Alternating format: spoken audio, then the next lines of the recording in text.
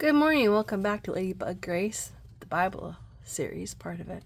I'm glad you're here. Today is Saturday the 10th, January 10th. And I saw this when I opened. It said, God takes great pleasure in people who are honest about their weaknesses. It's called being humble. Anyway, so today is about uncontrolled weakness. We're going to be in Judges 14 today. And I don't think we go to Judges very often, so I wanted to remind myself what Judges was about and to also do it on here. So the author was unknown. It covers a period of several hundred years following the conquest of Canaan. During this time, the people were ruled by individual leaders called judges. Their task was primarily to expel their enemies from the land. Throughout this part of Israel's history, we see the repetition of a tragic cycle of foreign invasions. The people of Israel would then cry to God for help, and he would send a judge to lead them back to God's ways. Tragically, the people never seemed to learn that rebellion against God is a sure road to disaster, and I think we're in that now. The theme of Judges is the grim lesson of Judges is that wages of sin is death. Sin takes many forms, from the sophisticated sins of kings to the barbaric events that close the book. But the net result is always the same. When people do as they please, chaos and destruction are the natural result. And I'm not laughing because of that, but it's just amazing how it's going on right now. But God continues to save people from total destruction when they turn back to Him. So we always turn to God. So we're going to read actually all of 14. All right, get ready for story time. One day when Samson was in Timnah, he noticed a certain Philistine woman. When he returned home, he told his father and mother, I want to marry a young Philistine woman I saw in Timnah. His father and mother objected strenuously. Isn't there one woman in our tribe or among all the Israelites you can marry?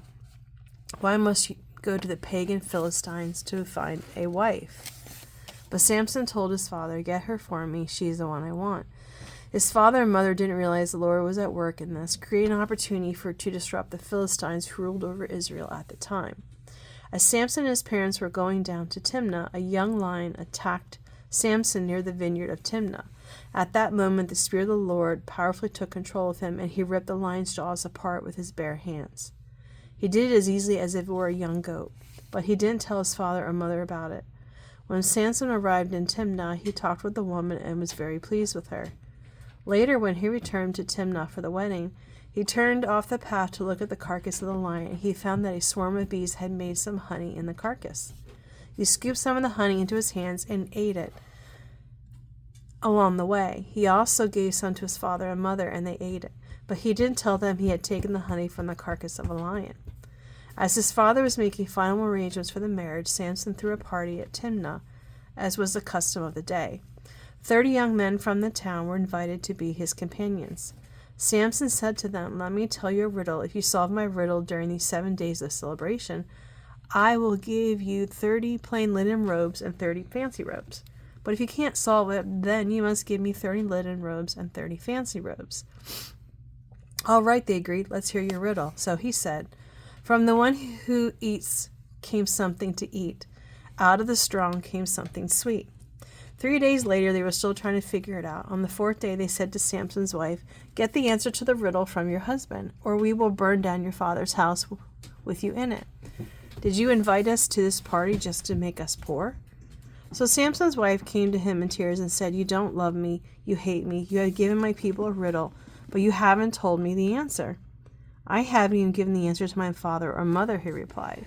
Why should I tell you? So she cried whenever she was with him and kept it up for the rest of the celebration. At last, on the 7th day, he told her the answer because of her persistent nagging. Then she gave the answer to the young men. So before sunset on the 7th day, the men of the town came to Samson with the answer. What is sweeter than honey? What is stronger than a lion? Samson replied, if you hadn't plowed with my heifer, you wouldn't have found the answer to my riddle.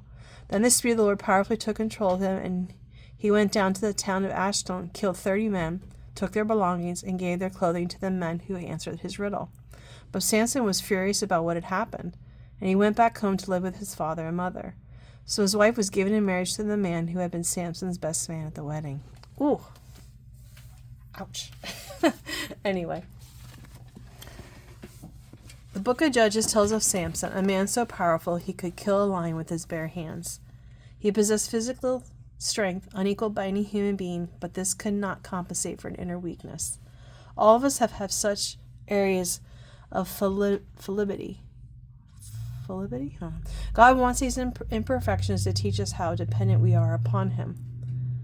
Samson's issue was lust. Although he was raised by devout parents and had a clear calling in life, he gave in to his desires. Despite Nazarite law, Samson pursued first one Philistine woman and later another named Delilah.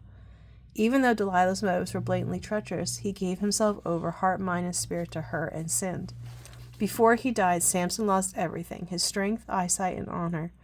The man who led his country mightily became a slave to his enemies until God empowered him one final time. A proclivity for a certain sin can ruin our life, or it can drive us to utter dependence on God. What a blessing to know He will always help us when we rely on Him for guidance. First of all, I wish they would stop using words I gotta go look up. I don't even know what that is, and I'm educated. I have an idea what it means, but I mean, come on, seriously, there's 2 words in here that I'm like, I've never would use in a normal sentence. That's my first complaint about that. But anyway, so it's talking here about uncontrolled weaknesses. And at first I was thinking it was the story of Delilah, but because I know that one. I mean, we all know that one. I had forgotten about this one.